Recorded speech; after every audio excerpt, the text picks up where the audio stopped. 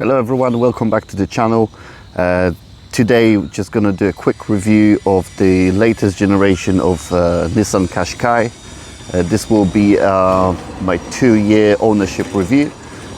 So this was a lease car, purchased in 2022 in March, and I've done about 14,000 miles in the car over the 2 years. And now the car is due to go back, and there will be a replacement for this car, which I'll make a video on as well. So just gonna take a look around the car inside and out, do a quick test drive, and just show you what I've learned, what I found about this car, what I liked or didn't like. And there are some good deals to be had in terms of lease on one of these cars, so maybe this will help you to make your decision. That's great. Please like and subscribe if you like the content, so I can do more videos like this. Okay, let's start.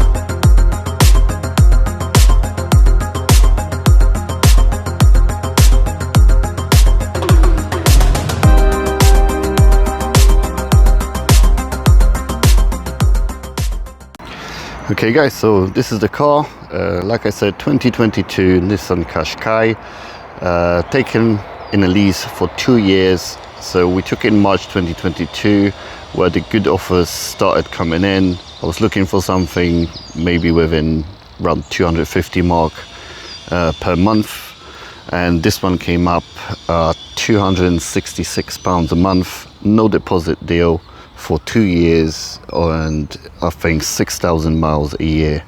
So I've gone a little bit over, it's almost 14,000 miles on it. The car's going back soon, so you know, if you do any of the lease deals, just make sure you check your contract in terms of what the charges are per mile if you go above your contracted miles. So in our case, it's only 1 pence per mile, so looking at 100 miles over, 1,000 miles over, you pay £100, so it's not too bad. So this is the Acenta Premium model. So it's a second spec from the bottom. You got 5 specs. There's Acenta Premium, which this is, and there is Tecna Plus, and Connector. So this is Acenta Premium 1.3 DIC-T mild hybrid in manual, believe it or not. So the red color is the base color, which you don't pay extra for. This car has 0 options. We didn't add any options to the car. I don't like to add options to lease cars because it's not really your car. It still has to go back. You're just paying more for someone else to enjoy it after you. So the standard wheels, they're 17-inch wheels, which I quite like. You can upgrade to at least 19, maybe higher, can't remember now. I really like the design, and they come on the Continental Eco Contact 6 tires. So this tire was on the car from new, so 14,000 miles later, still loads of tread left. Didn't have to change any tire due to wear. However, this one had a puncture at some point, and the puncture has been repaired over a year ago. and it's still holding on quite well. I believe one of the rear tires had really bad puncture, which we had to replace. Luckily the car's only done maybe 2,000 miles at that point, so we just bought a matching tire, exactly the same one as was on it before, and this one's even more tread on it. You can see it or not.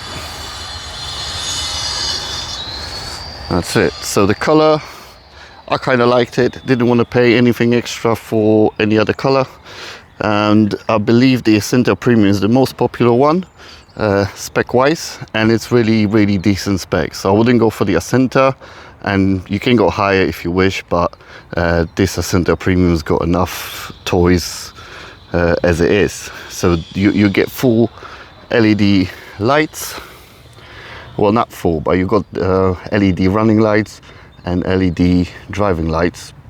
The indicators, however, you can see here is just a halogen bulb. I think on the next spec up, this the indicators are also LED. Going around the car a little bit more, the nice feature on Nissan these days, I don't know if you can see it or not, there's a little nozzle there, so your screen wash, it's squirted from the actual wiper housing, so it's not splashing around, and it clears window really well. You've got the automatic folding mirrors with LED indicators built in, which is nice. Come around, so there's no tinted glass on this spec model, there's no power tilt tailgate, however there are also LED lights to the rear of the car.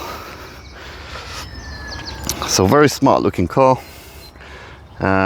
I really don't like any generations of the Nissan Qashqai, but this one, when I saw this first time, when they first came out, I was like, wow. So it's got this bit of a Lexus vibe on it, you can see what I mean, especially to the front with the lights, and I think it's really good looking car. So let's look inside.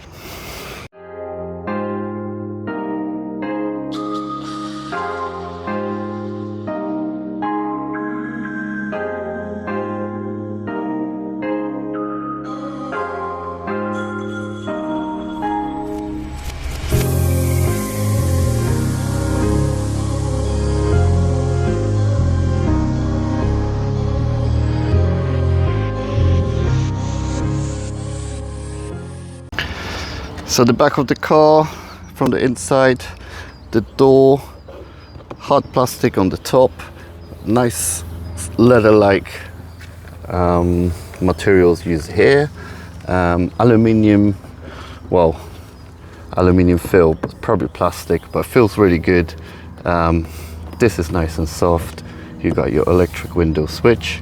It's getting hard coming down here again, and you got your speaker cover. That's it. So the seats, cloth seats, quite comfortable, decent size. We've got 3 children and they fit in perfectly at the back. They never had any complaint. This model, is a shame that you don't really get the, I'm very sorry, should have hoovered it out a little bit more. You don't have the rear vents for the AC. So it's quite basic here. At the back, there's no USB ports, nothing like that. You've got your cup holders just here. Okay, let's move on to the front. So the front door, so top here is already soft, nice and soft. Same sort of material used at this point.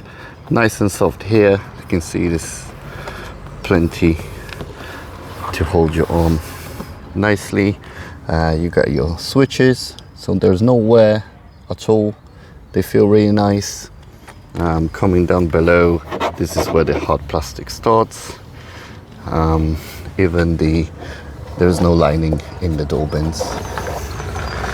So looking at the seats, again, just the cloth seats, quite comfortable. They hold you decent in bends. Manual adjustment to those, and the direct competitor to this car, I would say, is the Kia Sportage of that same year. and I had the opportunity to drive one when I was on holiday.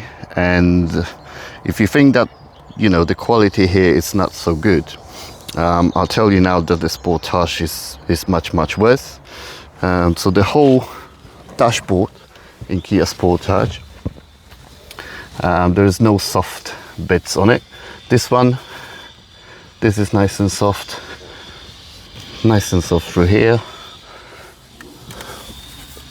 All of this nice and soft. It's nice plastic, nice little trim there. The AC controls, the manual gear stick, and it's really nice and pleasant place to be in. So sitting position is really good, sitting quite high up, and I will make a drive review, POV review of the car as well, just so you know how the car feels when it's driven. Overall, we're very happy with the car. Not driven it before we took out the lease, and it's actually really good car. Under the engine cover, so the engine, this is the 1.3 liters petrol engine, 3-cylinder mild hybrid. So this is what it looks like. It actually never had the cover, the engine cover, so it's looking like this. To me, I'm not a mechanic, it looks really complicated, but for anyone else knowing a little bit about cars, it's probably not at all. Luckily it's a 4-cylinder one, so you got, you know, a bit more smooth action from the engine. Not had any problems with this engine, and performs really well. So this is 138 brake horsepower. Only had to do one service on it. So Nissan recommends, I believe, 12,000 miles or 10,000 miles or every year. Funny enough, when the car was about 10,000 miles or just over, and 14 months in, the car did not indicate that it wanted any service. So I had to contact Nissan and ask them, hey, you know, do I need service on this car? They say, yeah, it should be done every year, but that's fine, bring it over. So it was £265 for a minor service, which is literally just oil and oil filter. So it's quite a lot, I think, but it had to be done. And they say that you can do it in any independent garage, VAT registered garage. However, my financial advisor said that you better look for a garage that can update the key as well with the service history. And just remembering now, when we received the car, there was no service book with it. So in my mind, it was like on the electronic service record. That's why I took it back to Nissan, and funny enough, when collecting the car, I received the service book with it. So the new service book was given on the first service with the first stamp in it. And I don't think there was electric key update or anything like that. So I don't know, maybe what you can do is to go and ask Nissan for a blank book and then take it for the service to your local garage, and I'm sure it'll be less than probably £100 for the service, because it's just oil and oil filter.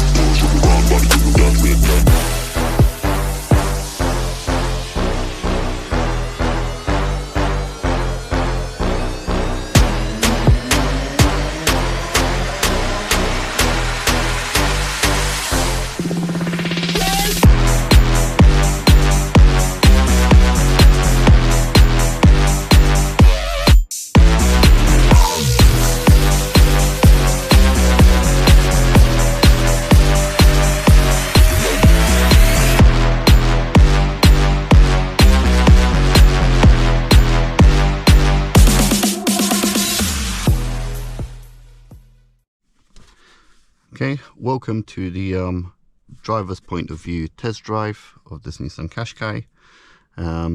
Start stop button, so keyless entry and keyless start is a standard on the Acenta Premium. It's a nice animation on the dashboard. I like the dials being nice and white. The middle of the dashboard's obviously digital, with all different functions that you may need. So you change all here. So it's radio, your driving assist, car settings, home. You can set wherever you want on there. I normally have it on the digital speedo. Screen, not very attractive, just small, but it's fine. It is a touch screen. It works okay.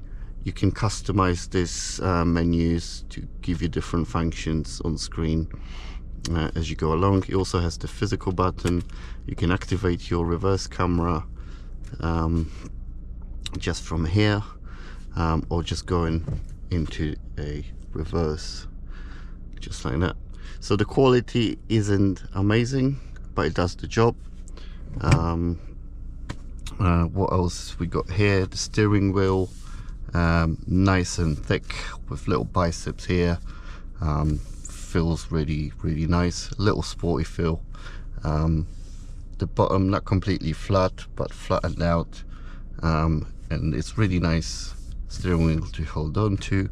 All the controls you may want, your cruise control, speed limiter, your setting up of your cruise control, telephone, more assist, voice control, tracks. So what I'm used to is there's a volume button on the left.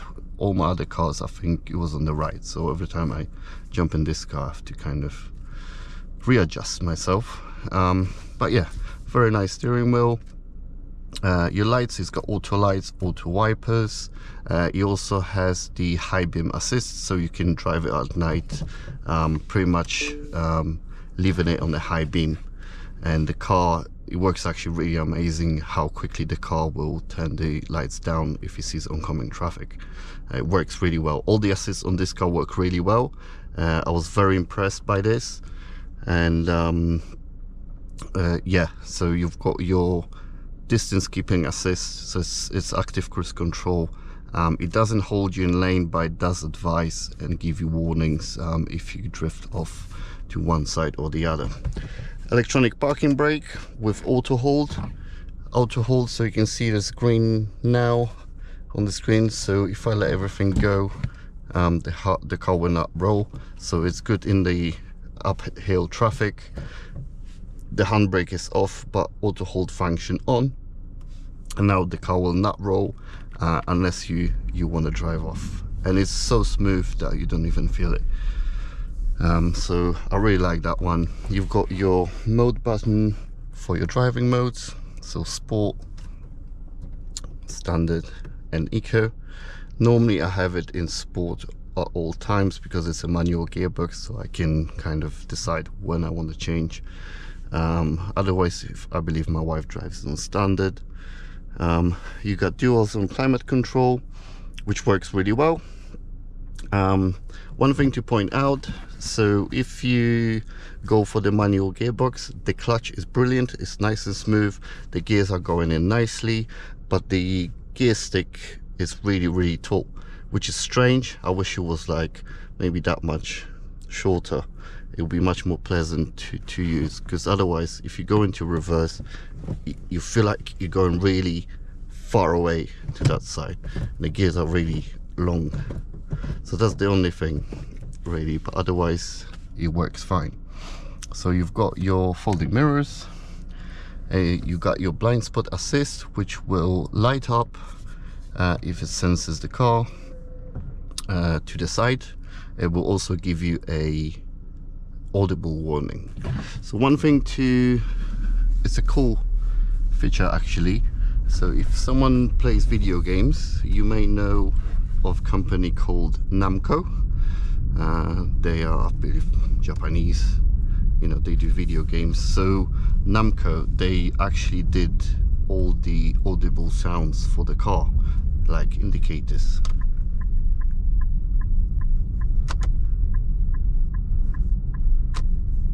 very nice. So beautiful sounds. Even all the warnings in terms of seat belt not worn or anything like that, they're not offensive at all. They're really pleasant.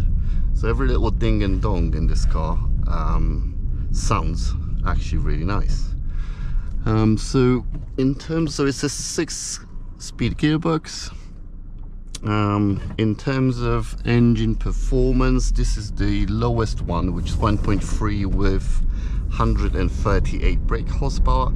I believe it's 10.2 seconds not to 60, and it's actually okay for this sort of car.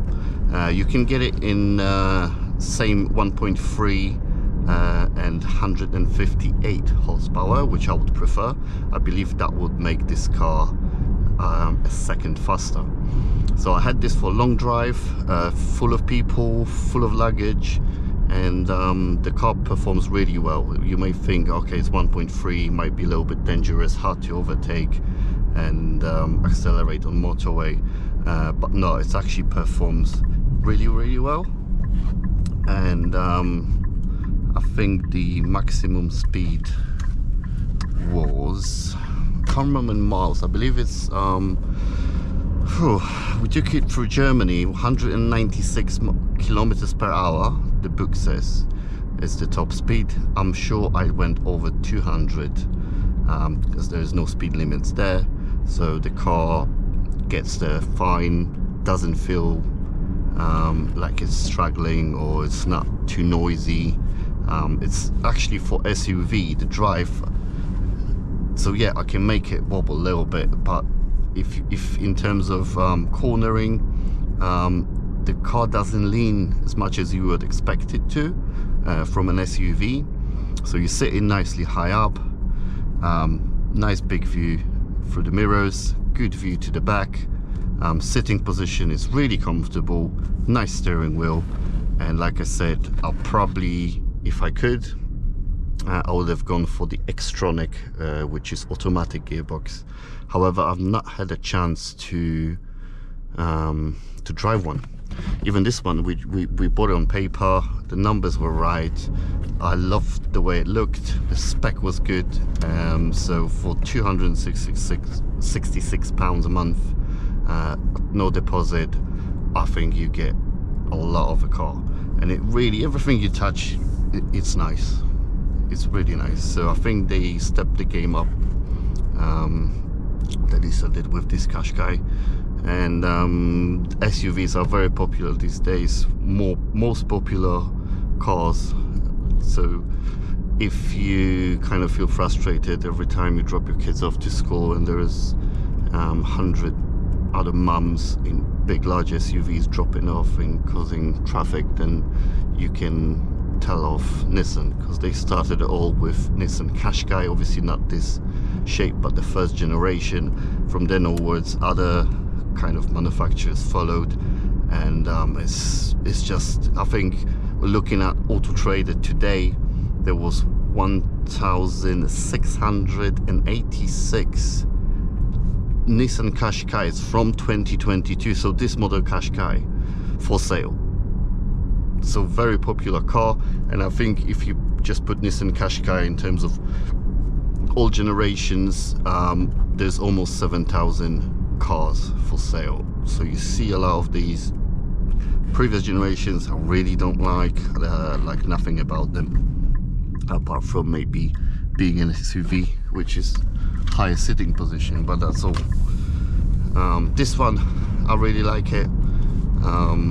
So if I think we were offered to keep this car, sorry, not to keep this car, but to get a brand new one, exactly the same spec, exactly the same car, but 2024 plate, and we were offered to have it for £233, I think, which I was blown away.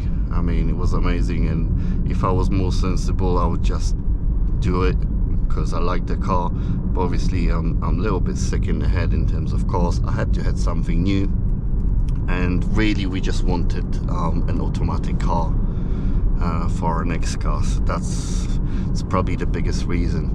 but price wise, if you're looking for something and you don't want to put any deposit in, I mean, brilliant car, absolutely amazing. In terms of fuel consumption, so let's see, so you got the tire pressure indication, data, there we go. So speed, so out of 2,776 miles, the average fuel consumption was 31.7 mpg, which doesn't sound very impressive, but I'll tell you that this data is 90% city drive. My wife driving to work, you know, driving, doing shopping and this and that, so that's your realistic kind of miles per gallon for this car. You can see 20 miles an hour average speed on that. That's it. So the sound system is okay. Like I said, it wasn't upgraded, but it works fine. You've got DAB radio stations and you've got the Android connectivity. Android, however, is has to be connected via physical cable, and sometimes it loses connection. So I've read some forums, other people complain about it as well. They try to change cables for more decent ones, but the same thing happened.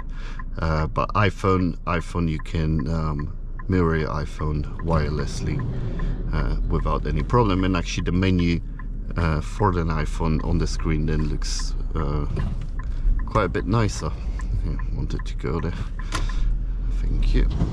Okay. What else can I tell you guys? Any more features that the car has? Not really. So maybe I can show you the driving assist. So this is where you put your cruise control on, and you can also adjust the distance, but I believe you have to go a little bit faster than I'm going now, and it works really well as well. So there's no sharp braking or acceleration. Oh, this is the one.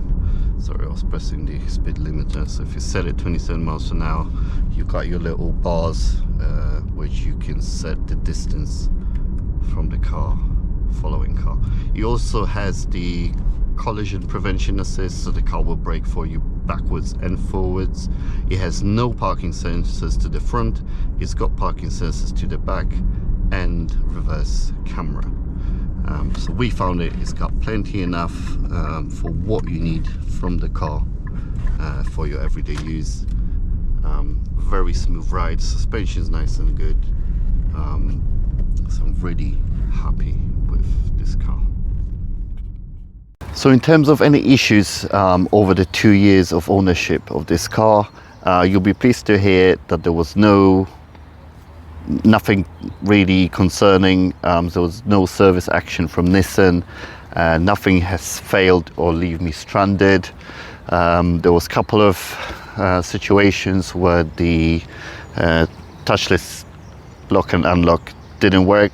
I had to step away from the car, lock it manually, open it again, then it started working again. That was in the first year of ownership.